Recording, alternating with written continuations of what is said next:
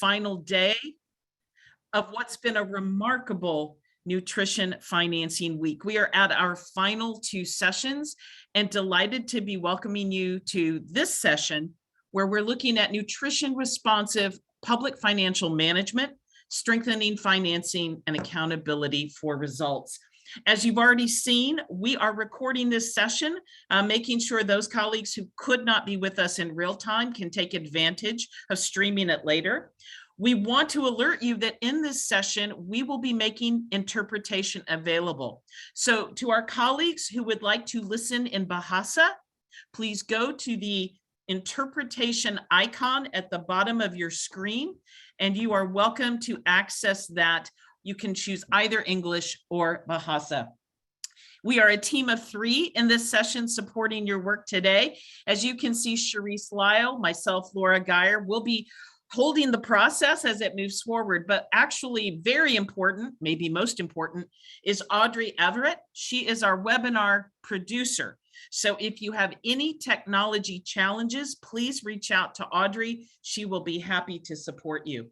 And here we are in this virtual world of Zoom. Just a quick reminder with the Zoom panel, what we want to do is in fact ensure that you know how to raise your hand and access the chat box. Raising your hand is the reactions tab at the bottom of your screen. The chat box similarly is at the bottom of your screen with the chat icon. We have some virtual norms for those of you who've been with us earlier in the week. These should look familiar. We need you to be present and engaged, so please minimize any distractions that might pull you away from us. If you are not actually offering a verbal contribution, could you please be on mute? That helps us manage the noise level in the room. And we really hope you're inquisitive and curious, asking questions to better understand the wonderful experts we have available today. As we move forward, then let me share exactly what we are going to be looking at. Today's objectives. We are going to be informing the N4G audience, countries, and stakeholders about emerging concepts of nutrition responsive public financial management. And it's going to be building this knowledge base and tools, mechanisms, processes, and implementation experiences, all aimed at strengthening accountability for nutrition financing. How does that work actually in the session? Let me share that with you. This is the overview of how today is going to unfold.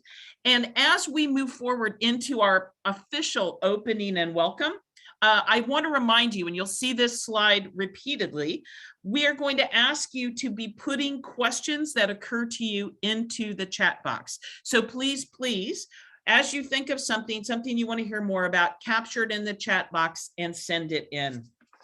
And so with that, I'm delighted to move us to our opening address. We are delighted, as always, to welcome Mira Shekhar, our Global Nutrition Lead from the World Bank Group. Mira, it's lovely to see you, and I'm handing the floor to you. Thank you. Thank you very much, Laura. It's wonderful to be here today, and I'm delighted to see so many people join us for this last day of the Nutrition Financing Week.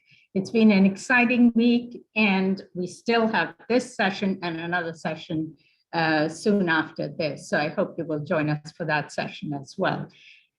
We're going to talk in this session about something that we in the nutrition community have not often talked about, which is nutrition responsive public financial management. And the real focus of this session is how do we strengthen not just financing, but accountability for results.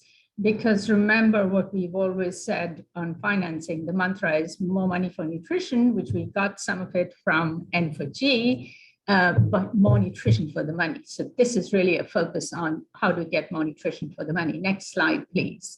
So as we think about this, just a reminder that investing in nutrition, it's not just a moral imperative, it's an economic imperative. And globally, the world is losing up to $3 trillion every year related to undernutrition alone. And then another $2 trillion focused on overweight and obesity. And the private sector is losing a lot of these resources as well. If you're interested, the link to this paper is right there on the slide. Please do check it out. Next slide, please. As we have seen over the last 2 years, we had a problem before the COVID pandemic. Now, with the COVID pandemic, estimates suggest that depending on whether you want to be optimistic, moderate, or pessimistic, the scenario that seems to be working, unfortunately, is more the pessimistic scenario, is what is unfolding, which is an additional 13 million wasted children, an additional 3.6 million stunted children, many more maternal anemia cases, 4.8 million, and unfortunately many more child deaths related to malnutrition. And all of this adds up to between $29 to $44 billion of economic losses linked to just the COVID impact. So the economic impacts that we've had, the lockdowns, the disruption of health and nutrition services has meant all of this sort of backward slide in the nutrition arena. Next slide, please. So what is the bottom line of what we are seeing? As you've all heard and seen, both domestic resources as well as official development assistance for nutrition, they are going to be constrained for this decade. And if you want to look at more on this, the Global Nutrition Report lays this out quite clearly. So while we want to continue to make the effort to get more, as much resources as possible from ODA and domestic resources, we, at the same time, we need to get more nutrition out of the money. And this is the time to invest in country capacities and systems so that we can get effective and sustainable financing and accountability for nutrition. And that means deploying analytical tools and building systems that are capable of strategic allocation of resources. Yesterday, you heard about Optimize, one of the tools. Today, you will hear much more about tracking and evaluating how nutrition spending is being done and how we can make course corrections. And again, the objective is to maximize the impact that we can have with the same resources. Next slide, please. This is a new term for those of us who work in nutrition. What is nutrition responsive public finance management? It's essentially strengthening institutional and PFM arrangements, including, of course, a focus on evidence-based prioritization. It focuses on nutrition responsive budgeting so that even budgets are based on what gets the maximum impact, and expenditure tracking, as well as periodic budget performance reviews. So the three sort of tools that we have to address this: optimal nutrition, you heard about that yesterday; nutrition public expenditure reviews, how much of the money that is spent on nutrition and how well is it spent? And then nutrition budget tagging, tracking, and evaluation. And these are new concepts, new ideas, but you will hear a lot more about it, and hopefully you'll be excited about it as we go on. Next slide, please. So with that, I'm going to hand it back to you, Laura, for the presentations from some really talented folks in the group who've been working on these issues. Thank you so much, Mira. And let me, in fact, hand it to my colleague, Charisse, who's going to be taking us forward, looking at what's next. Charisse, let me hand it over to you. Great, thank you so much. And as we move through the sessions today, please, a reminder to place any questions that you have in the chat. We'll be collecting them and speak to as many as possible during our Q&A portion of today. So as we move forward, we're now going to transition to a discussion of assessing multi-sectoral public expenditures for nutrition. What does it do? And we invite Wei Wang, who's a senior economist at the World Bank, to take us through that. Hi, good morning, good afternoon, good evening to everyone. I'm here to give you a very quick overview about our recently published product, a guiding framework for Nutrition Public Expenditure Review.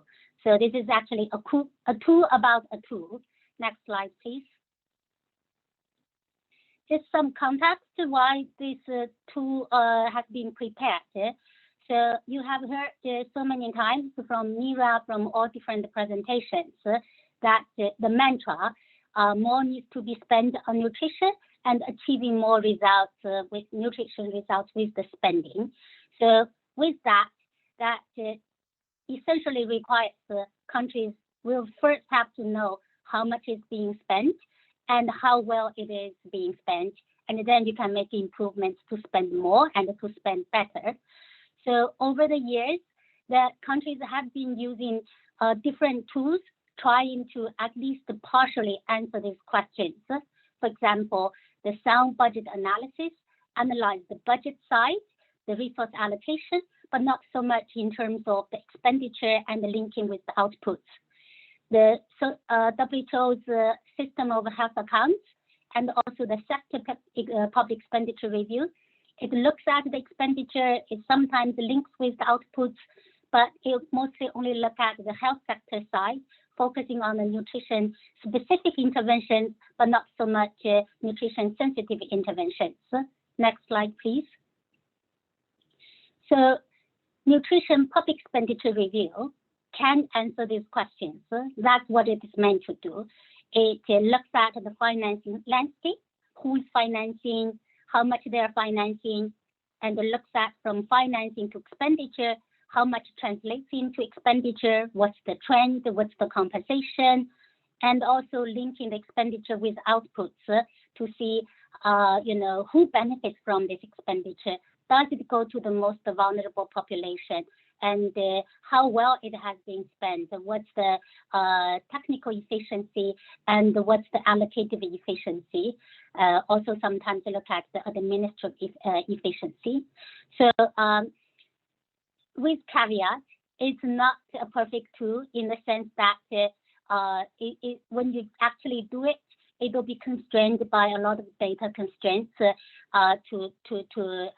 fully take advantage in some of the country contexts. Next slide, please. So in this context, that we know that NPER has a lot of potential answering the questions countries are keen to answer. And this is a relatively new tool for the nutrition world. But we have, with some countries, already started piloting the tool, doing the work in countries. You can see these 7 countries, and many of them will be presented in the rest of the sessions.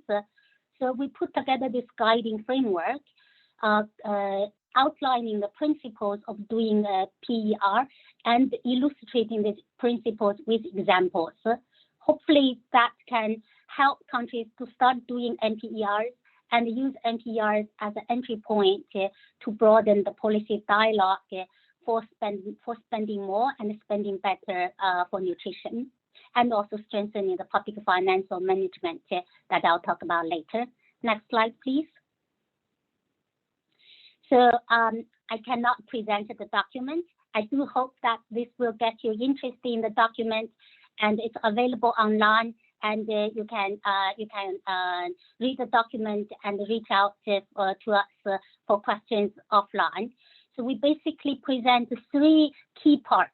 The first part is how do you prepare when you try to do an NPER? For example, you need to define your scope, you need to have a team, you need to have a work plan, and you need to identify data source, both financial source and the result data source. And the second part is the main part, which is the key elements of the NPR. I said that in the first day, if you still remember. So NPR needs to be situated in country context. What's the nutrition strategy? What's the institutional framework? What are the policies, and so on. And then identify nutrition expenditure. There are specific guidance in terms of how you categorize them and how to use the weights, especially for those high cost, for some of the nutrition sensitive expenditures. And then the typical PR analysis. Is it effective? Is it equitable? Does it go to the vulnerable population, poor regions, and so on? And is it efficient? Can it be spent better? So the last part is you don't stop at the analysis. You use the NPR for great impact. Action plans can be developed based on the analysis results. And there are areas of improvement can be identified. For example, how to better track the nutrition expenditure, how to revise your monitoring and evaluation system, and how to strengthen your public financial management system. And there is also actions to be taken at the global level in terms of how to improve quality of future NPRs. For example, how to deal with some of the still unsolved weighting issues, and also how to make data much more comparable for cross-country comparison. So I hope you will get an overview and get interested in the document and learn more about this. So next slide. This is for acknowledgement. So this is the end of my presentation. As I said, there will be more presentations in terms of how countries have been implementing NPERs. So here we would like to have a poll to hear your views in terms of implementation of NPR at the country level. I think you'll see the link to the question so that the question will pop up on your screen, and then you can submit your answer.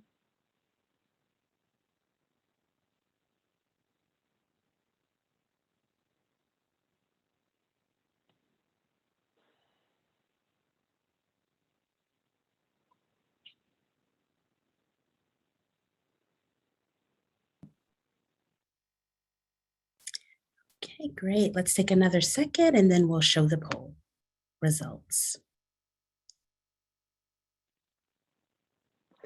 Great. Let's see what we have.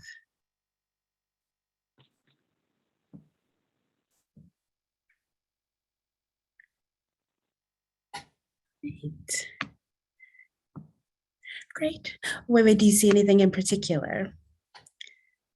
I'm sorry, Sherry, I don't see the result yet. I'm still seeing. Okay, so we have about, let's see, 36% saying challenges with defining nutrition expenditures, and about 29% saying how NPR results have been used to inform policies. Okay. Great, wonderful. All right, well, thank you, Wei, for that presentation. And now we're going to transition over to Hideki Higashi, who's a senior economist at the World Bank. And he will do Nutrition Public Expenditure Reviews, a synthesis from South Asia. We welcome you, Hideki. Thanks, Cherise, and good morning, good afternoon, good evening, everyone. So in this session, I would like to share the key high-level findings from the analysis we did on the public financing and expenditure of nutrition in 3 South Asian countries, namely Bhutan, Nepal, and Sri Lanka. Next, please. So South Asian countries continue to face large burden of malnutrition, and as you can see in the table, 1 in 3 children are stunted in South Asia, and 1 in 2 women in the reproductive age are anemic. And the nutrition issue varies between countries. As you can see, Nepal, 1 in 3 children are stunted, which is a big issue there. Whilst in Sri Lanka, wasting is a big issue. And in Bhutan, overweight among children are a relatively high issue. So we want to examine how much the government are spending on nutrition. Next slide. So we used the variant of the sun approach, which is in line with the NPR approach that Wei has just presented in the previous session. And the table shows all the ministries that are providing nutrition programs in 3 countries. And as you can see, in all countries, multiple and many ministries are providing nutrition programs. And this reflects some of the challenges that we faced during the analysis. Next slide, please. So this is the high-level findings on nutrition expenditure. To the left, we can see the per capita spending on nutrition-specific interventions. To the right, we can see the same for the nutrition-sensitive intervention. And as you can see, the level of the spending and also the trend varies between countries. On nutrition-specific interventions, Bhutan spent highest, and the level is even growing over time. While if you look at the nutrition-sensitive programs, then Sri Lanka spends high, but it has been declining over the last decade, years. So it really depends, varies between the countries. But there is one common thing across the countries, that the nutrition-sensitive interventions spend much more than the nutrition-specific interventions. But we need to be careful in interpreting these results as not all portion of the nutrition sensitive intervention contributes to a nutritional improvement. Typically, they all have a different objective. And the values that we're showing on the bar chart are not weighted or discounted according to the contribution to nutrition intervention. So we got to be careful. Next slide, please. So when we look at the nutrition-specific programs, on the line graph to the left, this graph shows the share of nutrition in the general government expenditure. And as you can see, even the Bhutan, which has the highest share, it is just 1.7%. And if you look at Sri Lanka, it's even less than 1% of the total government. And Nepal is somewhere in between, around 1%. So we are not really spending much on nutrition-specific interventions. And on the table, if we look at the composition of the nutrition-specific spending, we can see that the spending are highly concentrated within a small number of programs. In Bhutan, about 70% are spent on school, health and nutrition, and early childhood care, 2 programs. In Nepal, almost 80% are spent on integrated child health and nutrition program. And in Sri Lanka, again, almost 80% to school meal programs and Triposha program. The Triposha is a supplementation program for mothers and undernourished children. So the government must make sure that these small number of programs are really working. Next slide, please. So in summary, we have seen that nutrition-specific expenditure in all countries remain low. So it is important to identify, for the government to identify more fiscal space for nutrition, but also they need to prioritize funding the high impact interventions, particularly the nutrition-specific programs. And in doing this analysis, we faced a number of challenges. One of them was that nutrition activities are often bundled with other interventions, like the other maternal and child health package. So it was difficult to extract nutrition expenditure from those programs. And further, the multi-sector, multi-ministry nature has made it further difficult. And another thing is the lack of comparability with other studies. And we even faced with comparability within our own 3 countries. Although we have used the same some framework, it was inevitable to make case-by-case decision when we assign the spending to nutrition programs. For example, the assignment of shared resources like the building, the capital assets, or the human resources, it was challenging. So I believe we can explore this a little bit more in the subsequent panel discussion. Next, please. So this was really the high-level findings, and if you're interested in seeing the more detailed results and findings, we have prepared 4 knowledge briefs that can be downloaded from the World Bank website here. So I stop here and thank you very much. Back to you, Laura. Thank you, Hideki. Very much appreciate it. And we want to build on what you've offered here as we move towards a panel that's going to give you some insights into lessons learned and subsequent challenges and opportunities. I'm delighted to actually introduce the moderator of this panel, Dr. Deepika Chowdhury, a senior health nutrition and population specialist with the World Bank Group. Please, you're welcome, Dr. Chowdhury, and leave it in your more than able hands to introduce our guest speakers. Thank you, Laura. We have 2 distinguished guests on the panel on Nutrition Public Expenditure Reviews, Lessons Learned, Challenges and Opportunities. We have with us Dr. Bibek Kumar Lal, Director, Family Welfare Division, Department of Health Services, Ministry of Health and Population, Government of Nepal, and Dr. Renuka Jayatissa, Head of the Nutrition Department, Medical Research Institute, Ministry of Health, Government of Sri Lanka. So we've just heard some high-level findings from the Nutrition Expenditure Review from the 3 countries in South Asia. So we want to begin by asking you what, according to you, is the key finding or 2 key findings from your country that have implications on the country's nutrition policy. We are going to request you to keep your comments to 4 minutes each. So first, over to you, Dr. Bibek.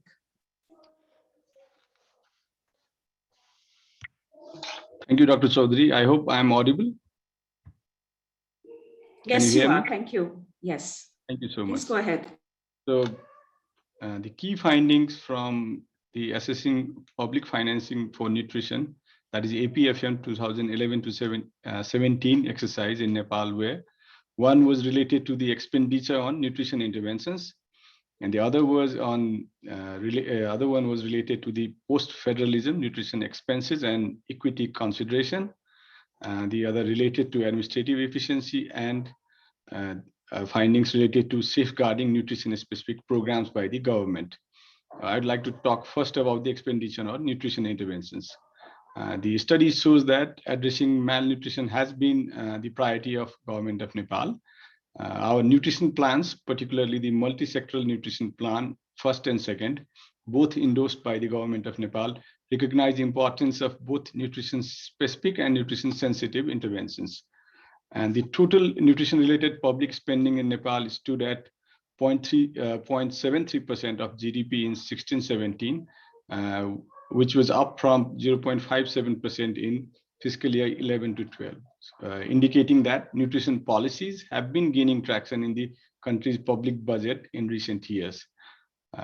In fact, nutrition-related spending reached almost $200 million at 2018 constant price, or around $7 per capita in 2016-17. And the exercise also showed that a large share of nutrition-related expenditure, however, is driven by nutrition-sensitive interventions, as Hideki just shown. And these interventions included WAS, social protection, and agriculture interventions, which again may not directly address the immediate causes of malnutrition. And the study also showed that spending seems to have deviated from the multi-sector nutrition plan's recommendation of a 75 to 25 split for nutrition-sensitive and nutrition-specific financing. On average, the public spending on nutrition-sensitive interventions was near 90% as compared to the spending on the nutrition-specific interventions. Now I'd like to talk about the nutrition expenses and equity consideration in the context post-introduction of a federal system of governance in Nepal. Nutrition-related allocations after federalism reflect a slightly different scenario compared with the situation pre-federalism. In fiscal year 2017-18, the subnational allocation of nutrition-related conditional grants were estimated according to a need basis. For instance, per capita nutrition-related allocation in one of the 7 provinces of Nepal called Karnali, which is the province with the highest stunting rate, was almost double that of the per capita nutrition in Bagmati, which again is the province with low stunting rate. However, the real tracking of nutrition equity spending will rely on availability of data on expenditure related to the conditional grant together with fiscal equalization, complementary and special grants expenditure data.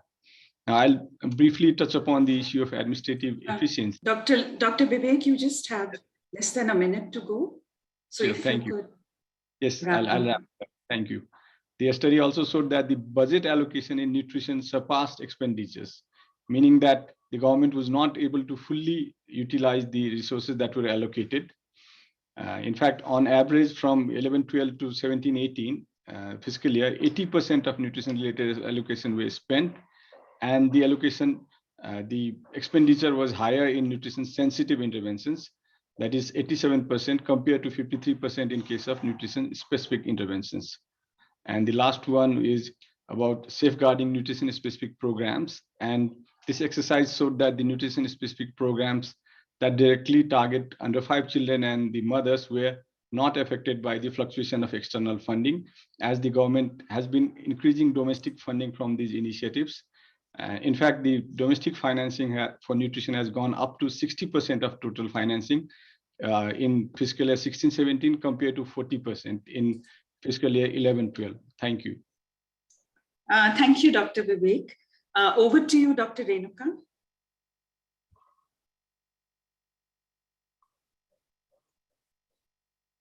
Thank you, Dr. Deepika.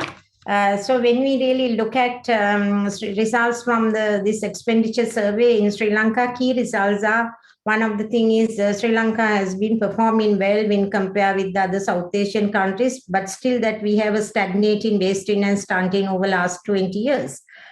So with this expenditure data, one of the things which highlighted was especially the spending on nutrition interventions are around only 5 to 6% of the general government expenditure between 2014 to 2018. That's the time that we did the study, World Bank did the study, and around 1% of the gross domestic products for the same period.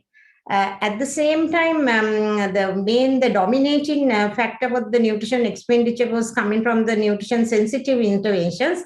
That is over 90% of the total nutrition spending were going to the nutrition sensitive interventions. And the nutrition specific interventions expenditures were kind of only 0.4 to 0.5% of the general government expenditure and about 0.1% of the GDP. So when we really look at all these things, this study came up at the very right time. So if we really look at what are the kind of policy implications which has come up with this analysis, one of the biggest thing which was highlighted was it was the importance of targeting of programs. As Hideki has correctly mentioned, in Sri Lanka, we have long-standing in nutrition supplementation program, which is called Triposha program, which was initiated in 1973. But at that time, it was a kind of blanket one. Even now, some of the age groups like pregnant women, we do it blanket. But even now, 25% of the pregnant mothers are overweight in Sri Lanka without much considering that part. So that is another aspect we had really think about. The targeting is very much important. At the second biggest one we found was low spending on these promotional activities, because all of us know promotional activities are the most important things to sustain nutritional, especially for the healthy diet and all the feeding practices. So this is another factor, and especially only 1.8% of this nutrition specific expenditure is going to these promotional activities. Other factor was the micronutrient supplementation. So there are so many blanket micronutrient supplementation programs in the country, but at the same time we don't know much kind of evidences on impact, but still that we know iron deficiency anemia and the neural tube defects are now not much seen in the country. So we suggest that these interventions are working. So these are the kind of policy implications actually we found with this analysis. Thank you, Dr. Deepika. Thank you, Dr. Renuka. I think both of you described very important and pertinent findings which have implications. And we are aware that you're discussing those at country level. So moving further, as we understand, and as Hidiki pointed out, that these expenditure reviews across countries were faced with some key challenges in terms of the process and the data collection. So we would like to ask you, as our second question, could you share with us a critical lesson learned from this exercise with some recommendations, specific recommendations for other countries that are planning to do similar analysis? So we'll do it the same way. We'll first go to Dr. Vivek, and we are going to request you to limit your responses to 2 minutes each, please. Over to you, Dr. Vivek. Thank you, Dr. Deepika.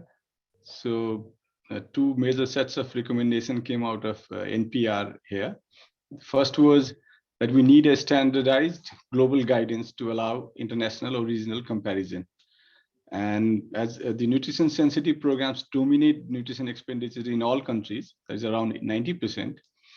And the expenditure of nutrition sensitive intervention is typically counted comprehensively, while the impact on the nutritional outcomes may be overestimated. So, and in some studies, weighting is used to discount for perceived low contribution to nutrition of the nutrition sensitive interventions. And in the study for the 3 countries, Nepal had weighted nutrition programs, and in absence of the standardized weighting, cross-country comparison becomes difficult, as the allocated weights might be exposed to subjectivity.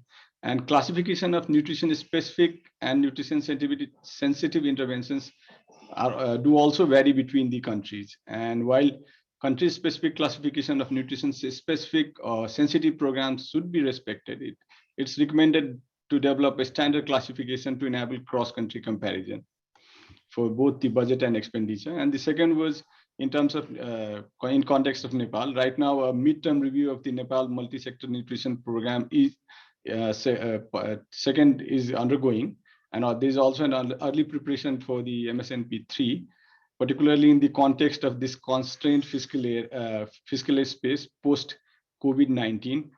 It is important that we prioritize evidence-based nutrition specific interventions deployed through health sector that could be optimal investments in the through a nuanced approach. And for example, an optimal nutrition analysis may be conducted with latest evidence. And as we are proposing, we are right now about to undertake the demographic and health survey in 2022. It would inform both the optimization as well as prioritization. Thank you. Thank you, Dr. Vivek. Over to you, Dr. Renuka. If we take Sri Lanka, I think this exercise highlighted that we can't really quantify the resources that are invested in nutrition. Especially our budget is going like a block and the ward system, and you can't identify the activity-related expenditure. So it further highlighted this developing the country-specific nutrition expenditure tracking system is the must. But and the most interesting thing that we found was in Indonesian experience that the budget tagging mechanisms. They have these tagging mechanisms for the nutrition specific as well as for the nutrition sensitive programs across their nutrition implemented programs. That was a fairly very interesting experience. And the other thing is, as countries, I think it was realized that we had to really track all these expenditures over the time. At the same time, this should be considered as an ongoing exercise, not a one-time exercise. Most of the time when the studies come, it becomes a one-time exercise. But this study make us realize that it should be over time and the ongoing exercise. And we have to really look at this tag system and included in the budget rather than this voting system. If we really want to kind of looking at tracking looking the expenditure and how far we want to invest in the future. Thank you, Deepika.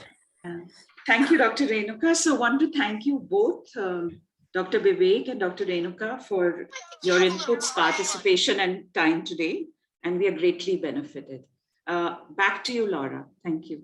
Thank you so much, Dr. Chowdhury, and thanks so much to our wonderful speakers. So grateful for your participation and your insights today.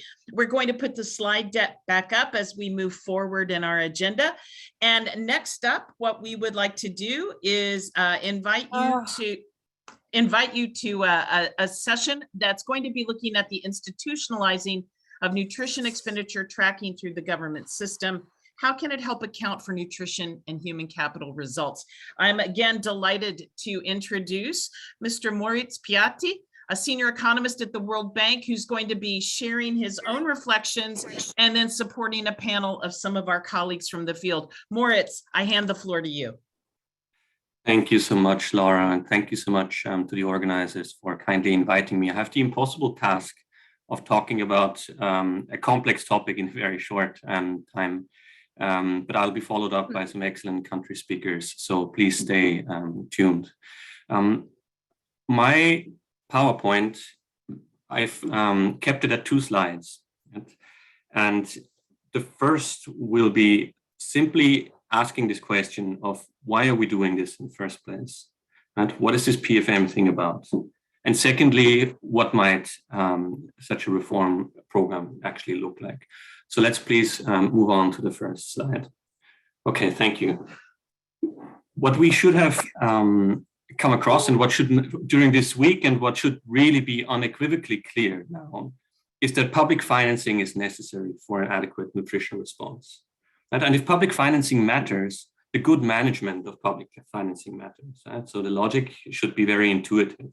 Right? So what we need to do is instill confidence that resources will be used well, these public resources. But this is easier said than done, because often PFM systems are not set up to serve nutrition needs. What might be, in a conventional sense, be called a good PFM system may simply not be designed to serve nutrition needs. So what are the problems that we are encountering? And here I'll be going from left to right. Right? So PFM is typically organized by sectors. Right? So naturally, then there's no such thing as nutrition budget, right? And no one is truly accountable for it. So then, so that leaves the question: where do we go from here? A lot of effort goes into crafting a sector budget. Right? There will be an education budget, a health budget.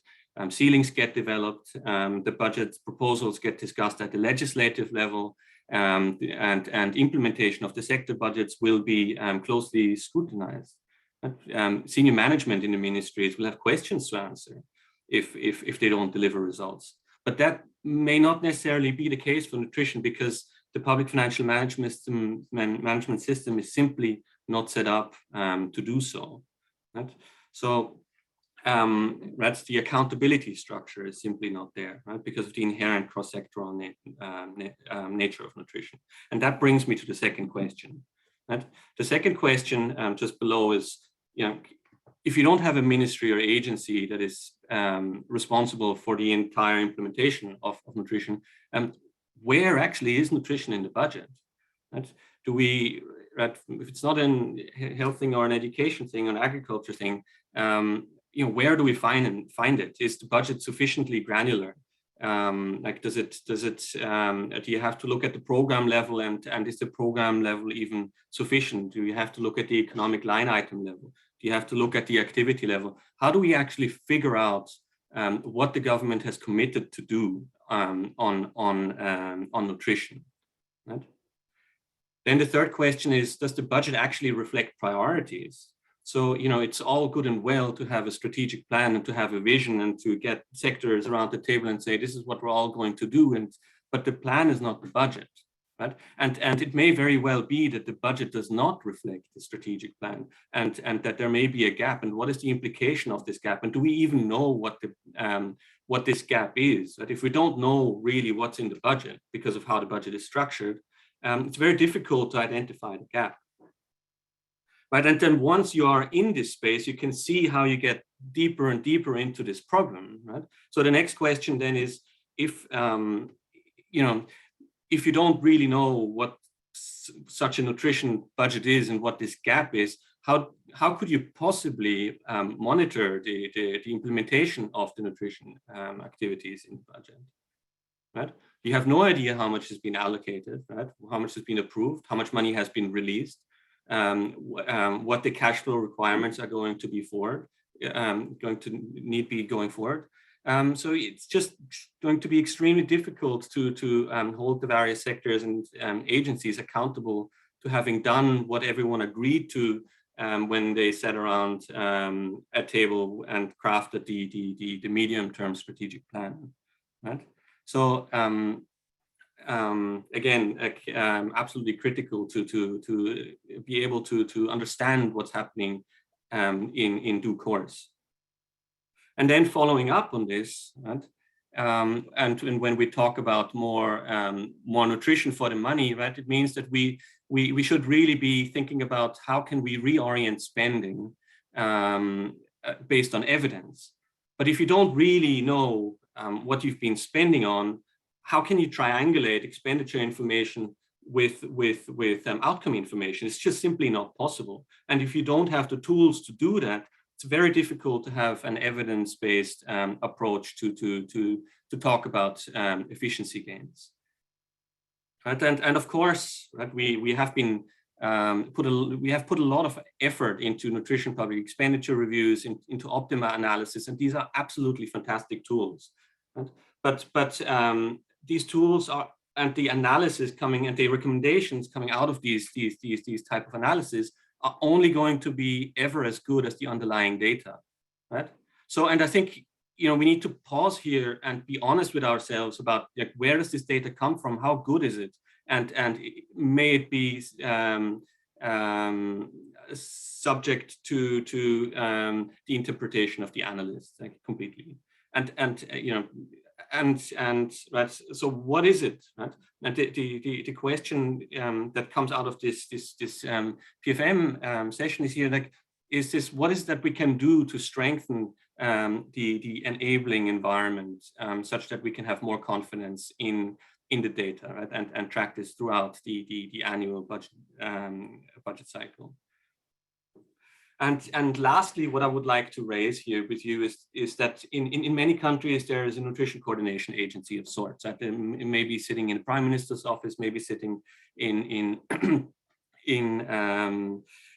Ministry of Finance, maybe. But the question, and this coordination agency, like, as you all know, has the mandate to get all stakeholders around the table, make sure that we are implementing high impact interventions, and so on. But if the public financial management system is not set up to support the coordination agency in its mandate, it's very difficult for them to work effectively. Right? And the question is, how can we utilize the systems that are in place at the country level to put them into a better position to do the work, right?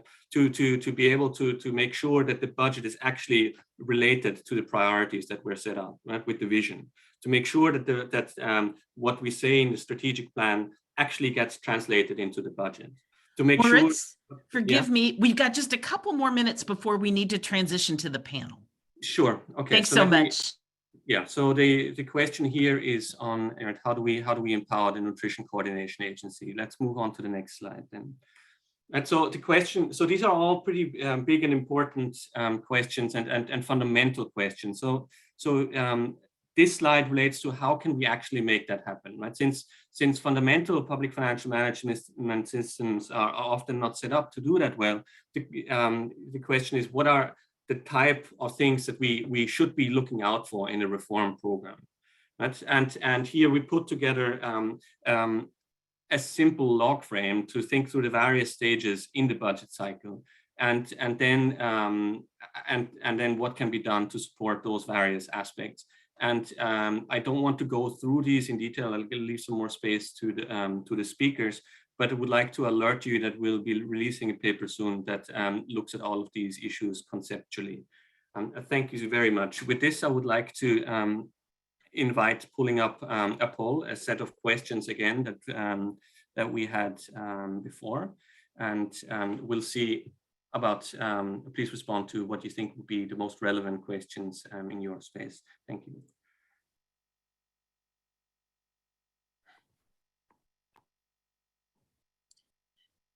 Thank you all for going ahead, logging into the poll. We need you to go ahead and vote, and we see the numbers going up. Please select, what did you want to know more about regarding the implementation of nutrition responsive PFM at the country level? You're just going to choose one. We've got about 42% have voted.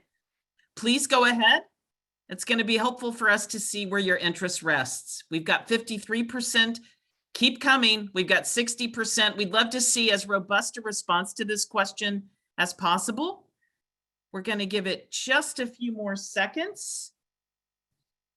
And let's go ahead. Wonderful. So Moritz, there you go. You're welcome to kind of take that in for a moment, and then I'd invite you to introduce our first country speaker. Thank you so much. So it seems like the most popular question around the table is, how does budget tagging, tracking, and evaluation has been used? And this is something that our next speaker will be getting into, and we have a lot of experience to share. So wholeheartedly welcome the interest in this. Secondly, we find what procedures and enabling factors there were for implementing a nutrition responsive budget. Also an excellent question, and we'll invite speakers to respond to that. And third and fourth is what motivates and what might such a nutrition responsive budget look like to enhance the implementation of the budget. So thanks all for participating, and we'll get to these questions in due course. Now, with this, let me invite the first panelist. We will be hearing from Irene Uwankunda from the Rwanda National Child Development Agency. Irene, please tell us about the nutrition responsive public financial management reform that Rwanda is currently undertaking. What motivates the government to undertake this reform? How would this strengthen the mandate of NCDA going forward? And what progress has been made to date, and what are the next steps? Welcome, Irene. Thank you, Moritz. Good morning, good afternoon, good evening, all. So in this session, I will give you a summary what Rwanda has already done so far on nutrition responsive public financial management system reform. Next slide, please. The government of Rwanda has an ambitious goal to reduce malnutrition to 19% by 2024 from 33%. For reaching this goal, a close multi-sectoral collaboration is required between ministry, agencies, and partners together with NCDA. One of the key elements is linking the stakeholders through public financial management to track nutrition resources across sectors and capture the full budget for nutrition. The reform will help NCDA to have a full overview of nutrition spending in the IFMS. IFMS is the Integrated Financial Management Information System of budget and expenditure from other ministries or agencies that implement nutrition-related activity, including district. They will improve also the coordination function of NCDA.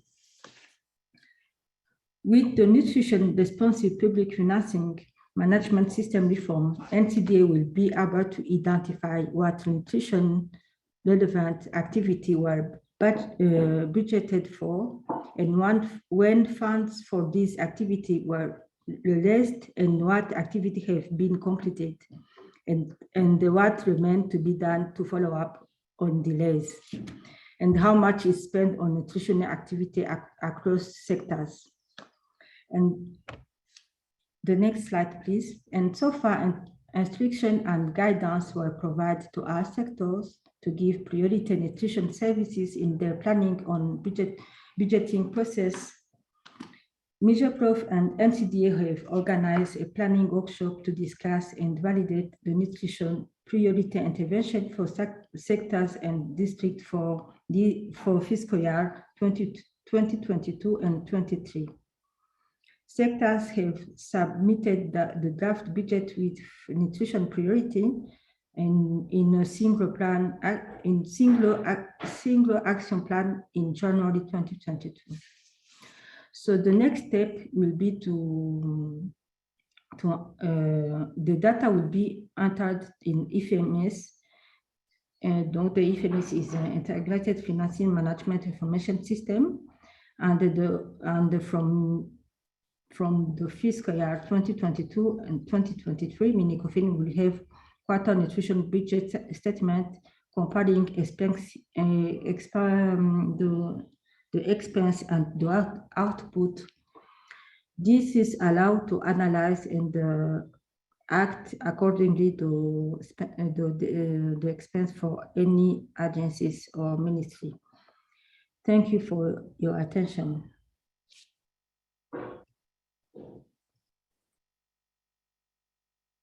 Thank you so much, Irene, for this very interesting experience. With this, let me move on to our colleague from the Pakistan office. Akmal Minalla is a senior financial management specialist at the World Bank.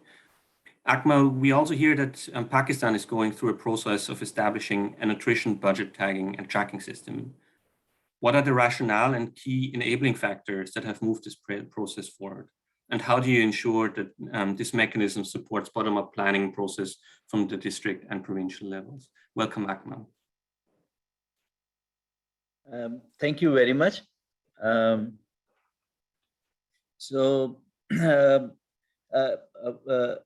As we all know that nutrition is a multi-dimensional subject, and that requires, a number of dimensions that includes health, includes education, water, sanitation.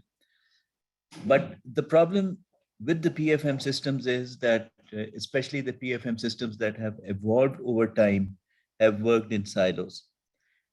So basically, we allocate budget, we report on budget, we execute budget on the basis of administrative departments, on the basis of line items, and somewhere the interdisciplinary approach that misses. So the challenge is how to work across departments and how to work across governments, especially in a scenario where the institutional arrangement continues to work in silos. Next slide, please. So we have been working on nutrition expenditure tracking. It started in federal government, but the first time that it became part of one of our programs was enhanced response to sin stunting project. One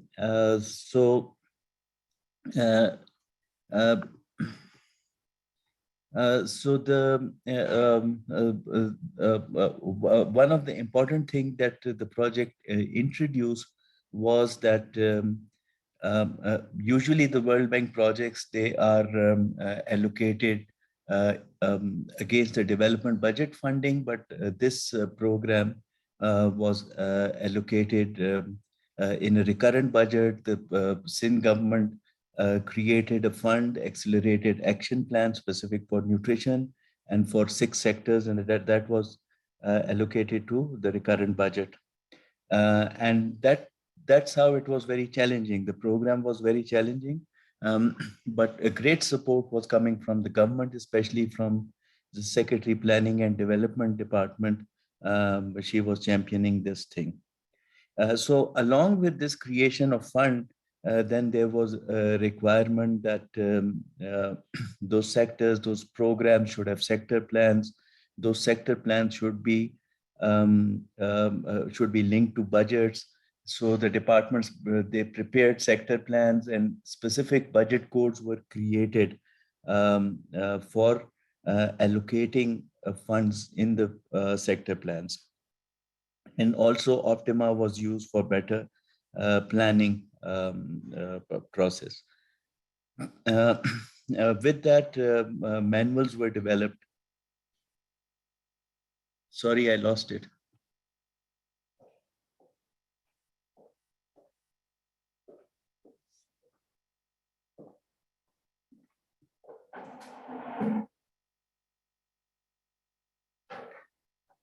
Next slide, please. Next slide. Okay. So basically, in this scenario, the big challenge was that how to track the expenditure.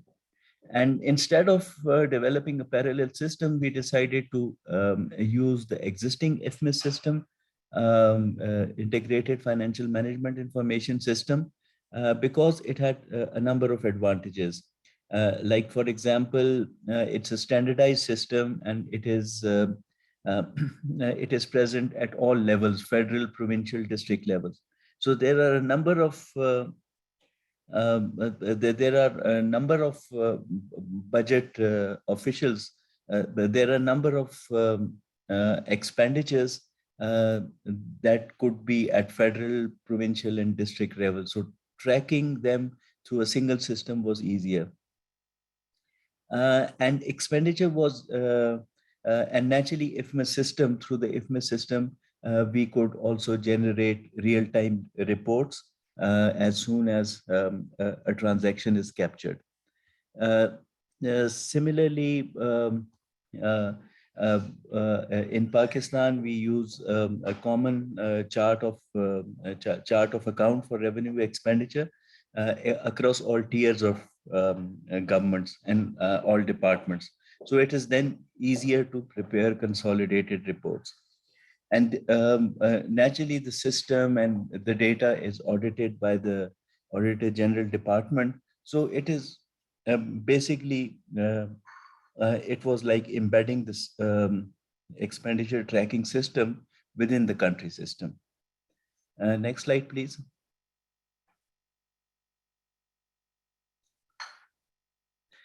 So for that, we had a lot of interaction with our colleagues in the government, and we decided to use the Sun Secretariat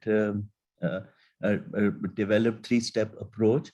And this was modified for the government, first for the federal and then for the provincial government. And for that, we worked very closely with the Controller General of Accounts, with the Planning Department, with Finance Department, and with the service delivery departments.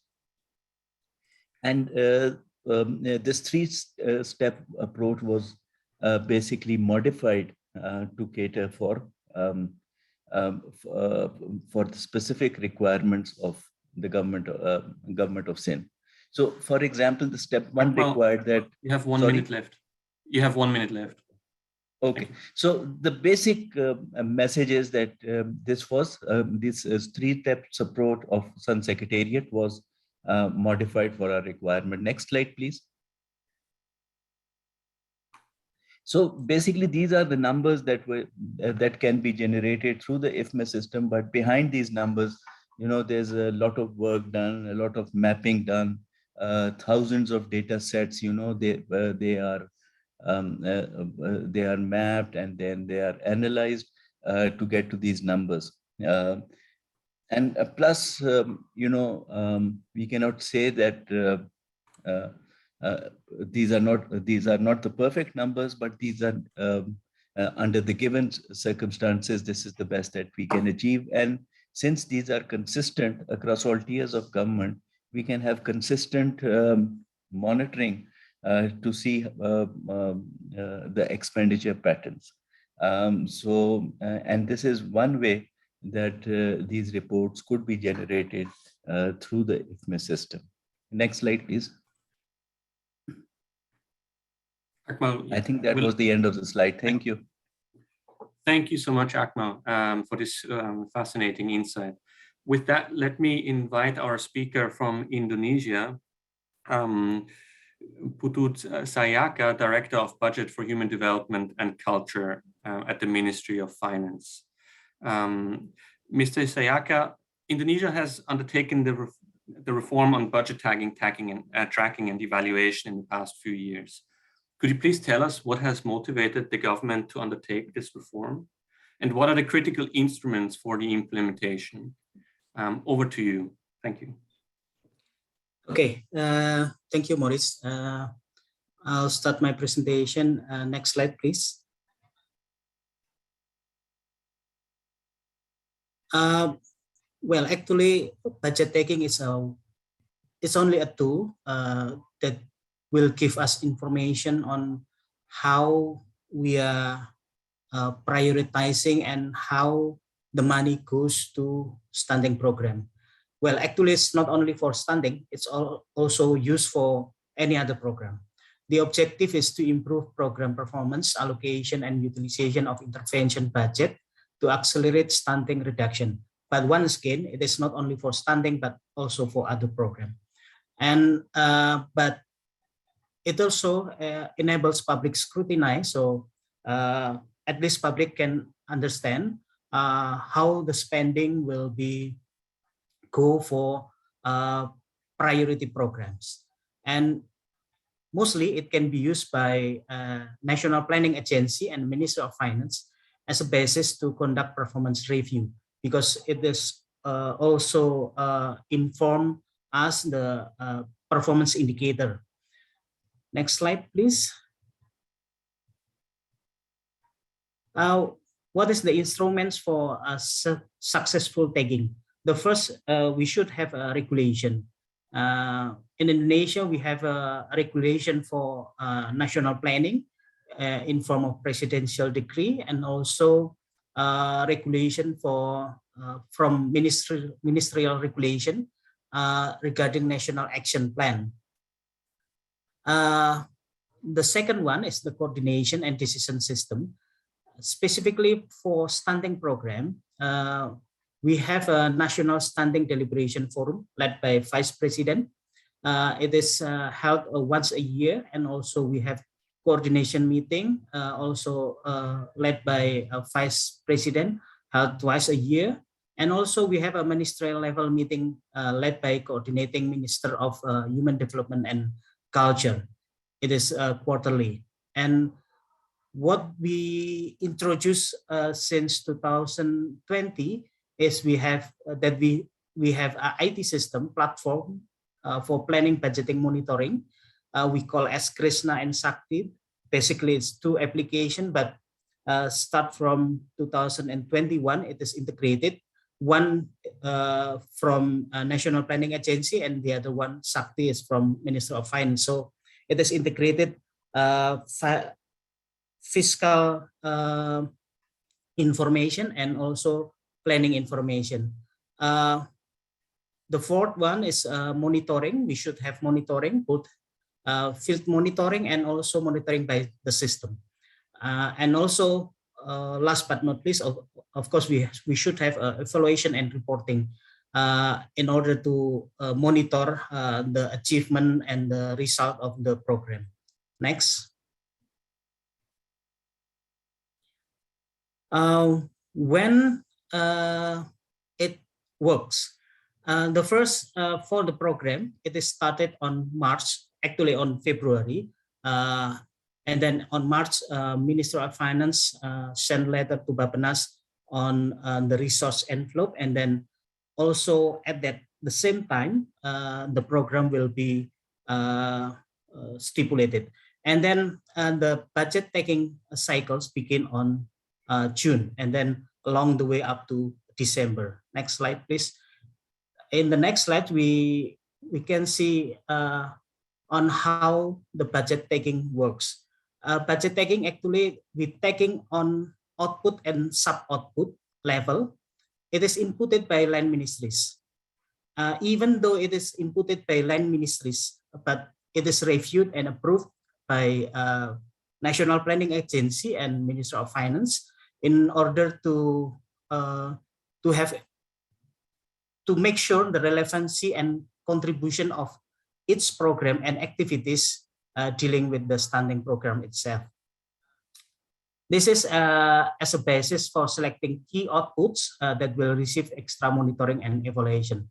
Next slide, please.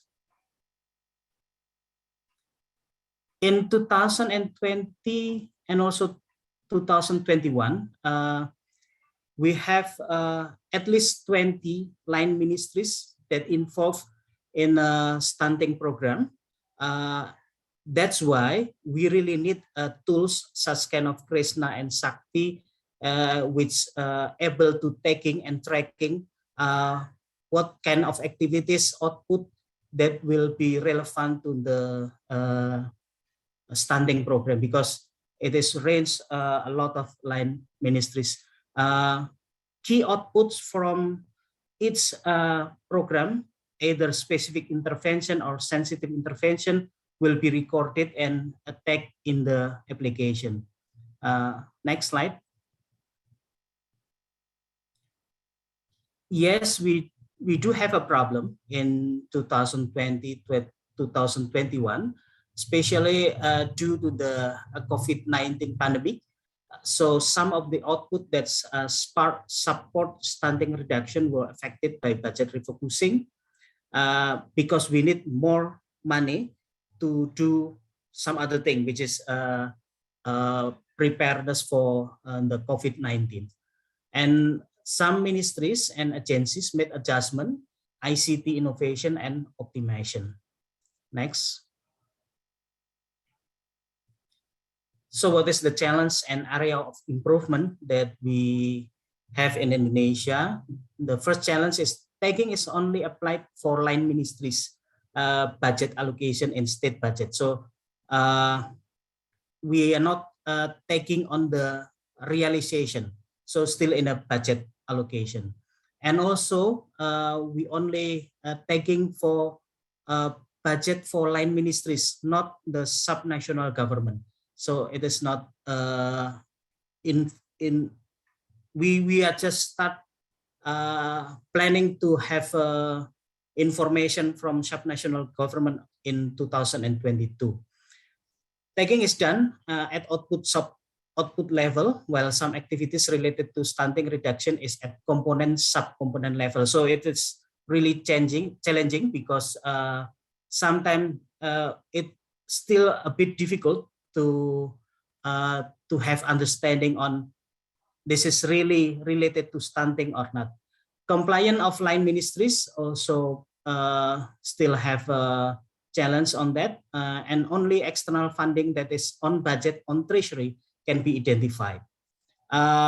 Monitoring evaluation data only includes progress of output achievement and spending. And then what is the area of improvement? First, in the application of budget tagging for other funding sources, especially that's what I mentioned before, the funding for subnational government, especially from special transfer fund for local government budget. And then we need to improve the accuracy of budget tagging at the level under the sub output. So let's say in sub component. And then also we should have synchronization of monitoring evaluation data in different platforms, because each ministries also have a platform, digital platform for monitoring and evaluation. So we should actually have to integrate it and interconnect it across the line ministries platforms. And also we should conduct deep analysis in monitoring evaluation, not only using quantitative data, but also evaluating the quality of intervention. We are close to I think time. that's all of my presentation. Thank you very much. Back to you. Thank you so much for these valuable contributions. With that, let me hand it back to the organizers for a question and answer session. Thank you. Wonderful. Thank you, Moritz, and thank you to our panelists. As you all have noted in the chat, it's been very active with questions. We received some answers in the chat, so we invite you to look through those. And we've also selected a few that we can speak to during this 10-minute Q&A session that we have. So I'll hand it over to Laura to provide our first question. Thank you so much, Charisse, and thanks to all of you. The first question we want to pose is to Dr. Bibek. Dr. Bibek, this question says, I understand that the objective is to prioritize funding for interventions with clear evidence of effectiveness, which at this time are primarily nutrition specific. But I'm curious, however, how panelists and others have communicated the importance of shifting monies without denigrating nutrition sensitive interventions, which are also important. And a lot of work over recent years has focused on underscoring the importance of multi-sectoral approaches to improving nutrition outcomes. Dr. Bibek, we'd love to hear your thoughts on that.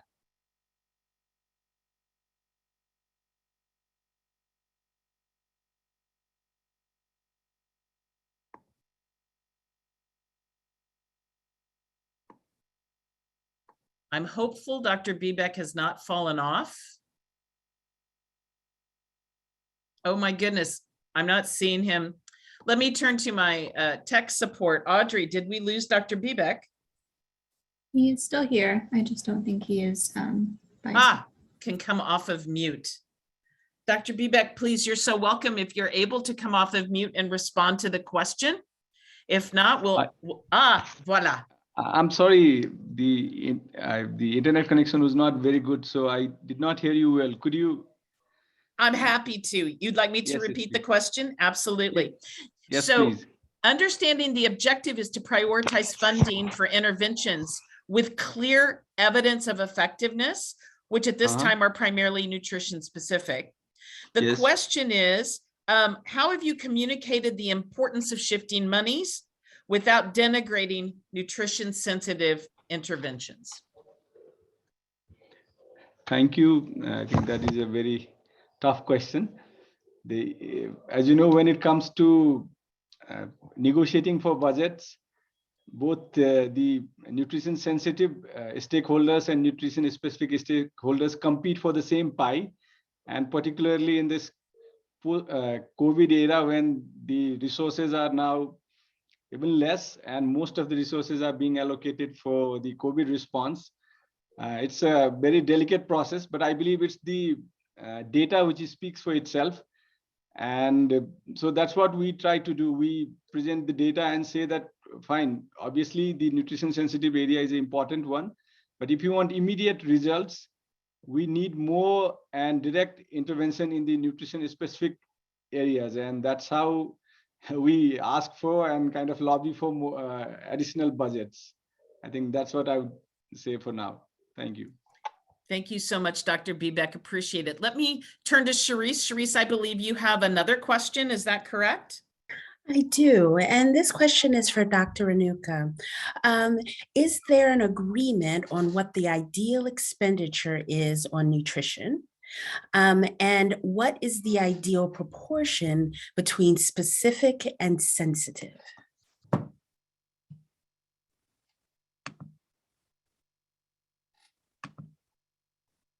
Okay. And Dr. Renuka, if you're speaking, you are on mute.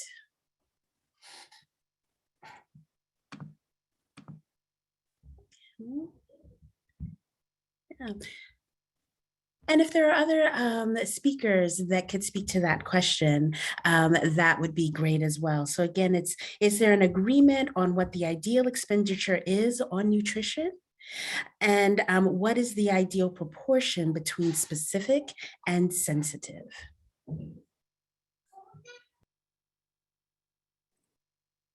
I can come in briefly if helpful. So I appreciate the question and understand that you know, very often we would like to give numbers to something, right? And say, you know, this needs to be 60-40, 70-30, but you know, everything that we do has to be contextualized, and it's not always helpful to go and have a specific number in mind, right, or a trade-off, especially when it is not always clear how much, like what nutrition sensitive interventions constitute and how they should be apportioned. So I think perhaps a more useful question going into a policy dialogue is what are the interventions that are needed, and how do they complement each other? Thank you for that, Moritz. Great. Okay, and then I will transition to Laura for our third question. Thank you so much, Charisse. And I'm going to ask for Moritz's assistance with this question as well. The question actually is for our colleague from Rwanda, Irene Uwankunda. And Moritz, you had posed the good question about how will this change the way Rwanda operates? Would you like to elucidate on that just a little bit more? And then we'll invite Irene to share her reflections on that. Sure, of course. So I think what would be fascinating to hear, Irene, is what challenges do you expect the nutrition tagging, this reform, to address, and how will that put NCDA in a better position to coordinate ministries and agencies? Thank you, Moritz. I will give the floor to Dr. Karango. He can explain better than me the system. Thank you. Over to you, Dr. Karango.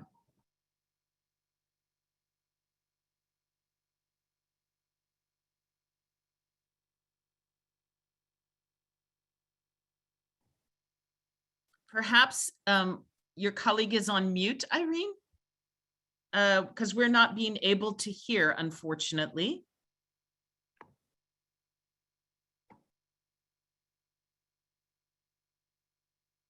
So wondering,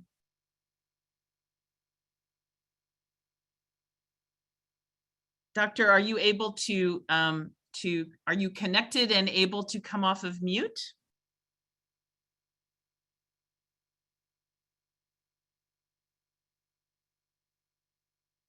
Irene, I think any insights you could offer would be welcome, and perhaps your colleague could see if we could get him off of mute. But we'd welcome hearing your reflections if you would be willing to share.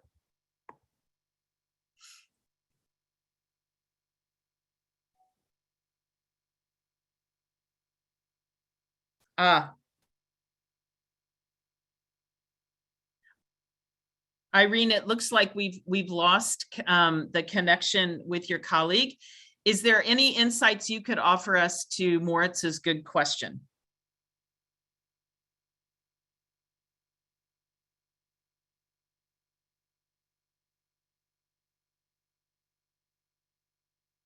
And you may be on mute as well.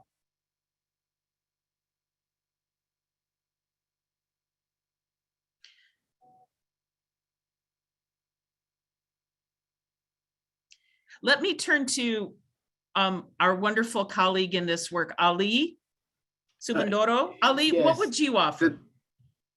Thank you. Thanks very much. So I'm just sort of maybe because we think we're trying to see if maybe after is not able to connect.